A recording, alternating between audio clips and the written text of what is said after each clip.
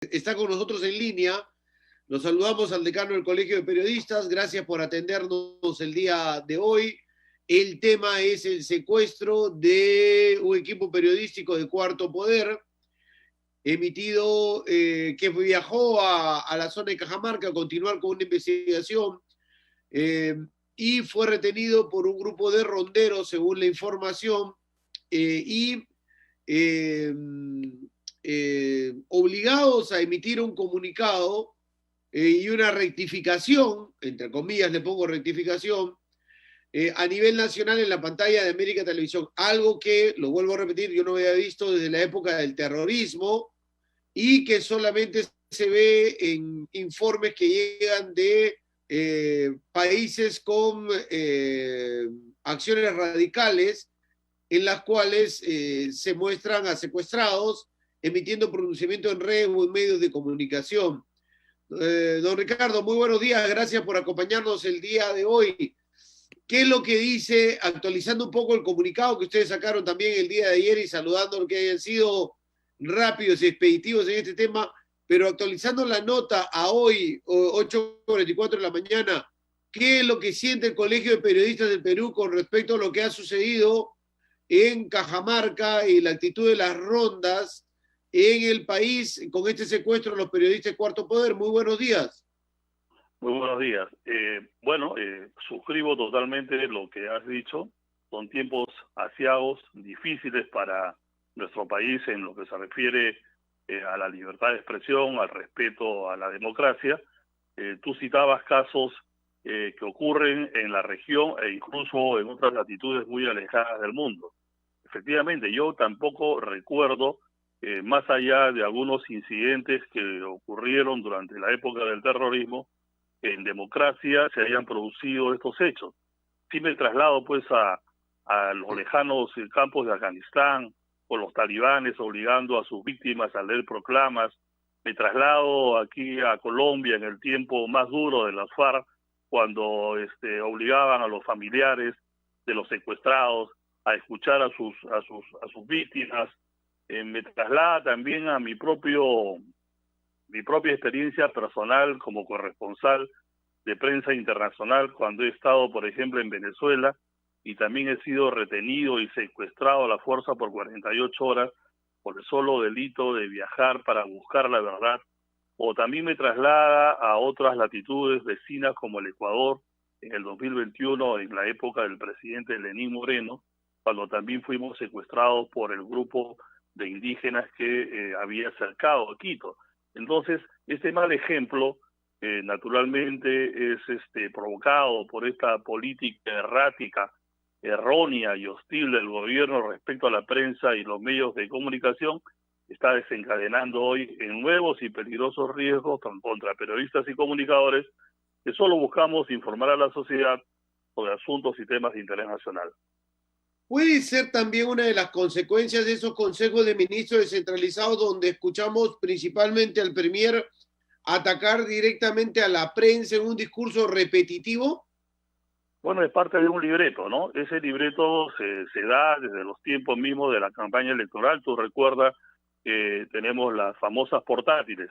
Estas portátiles que ante la presencia de los reporteros los denigran, los dejan, los humillan, y que luego también siguen los discursos hostiles de los propios personajes, lo que ha continuado, por ejemplo, ahora con estos consejos de ministros descentralizados, en los que especialmente el primer ministro, que se ha convertido, digamos, en un experto en estos psicosociales, consigue, digamos, la atención de los grupos que están ahí reunidos en coliseos, plazas, y empieza esta cantaleta de la prensa amarilla, prensa mermelera, prensa vendida, y que luego ahora pues está escalando peligrosamente a otras latitudes, y eso es lo que el Colegio de Periodistas del Perú deplora, rechaza y condena.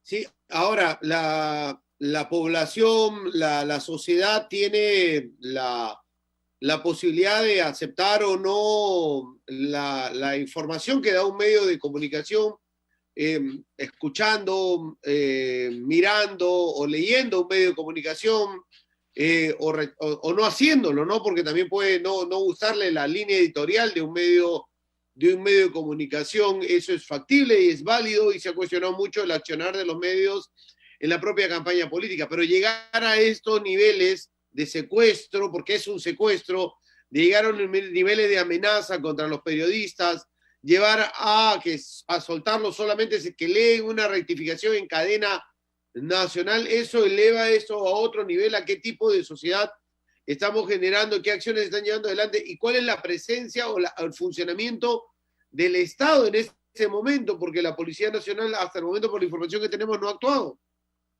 Bueno, y sentimos que hay un Estado ausente, ¿no? Porque, claro,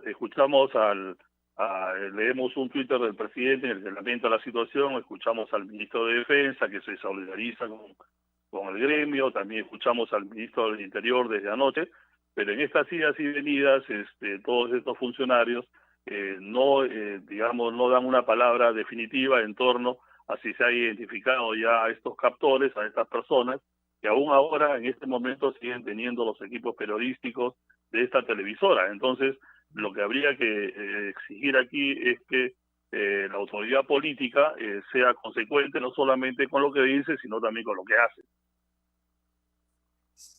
Me parece peligroso, además, decano, el tema de que si es que no se actúa o se hace algo en ese momento, en ese caso específico, las cosas pueden ir a peor.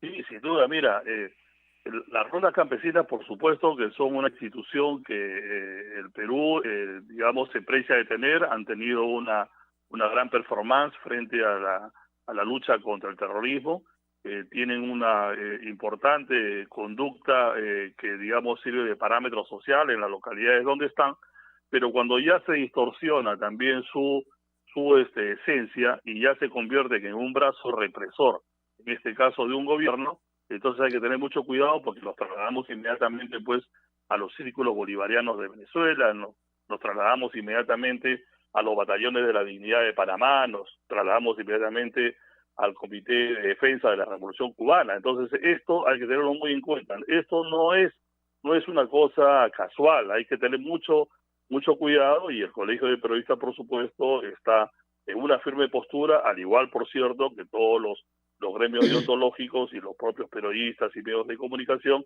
en torno, digamos, a defender a rajatabla la libertad de expresión en el país. Finalmente, ayer ingresó al Congreso de la República el proyecto de ley del gobierno que lo que busca es crear el delito de difusión de información reservada en la investigación penal. Si bien es cierto de que no menciona a los periodistas, menciona a funcionarios públicos, ¿el Colegio de Periodistas considera que es un peligro para la libertad de prensa, libertad de expresión y para los propios periodistas?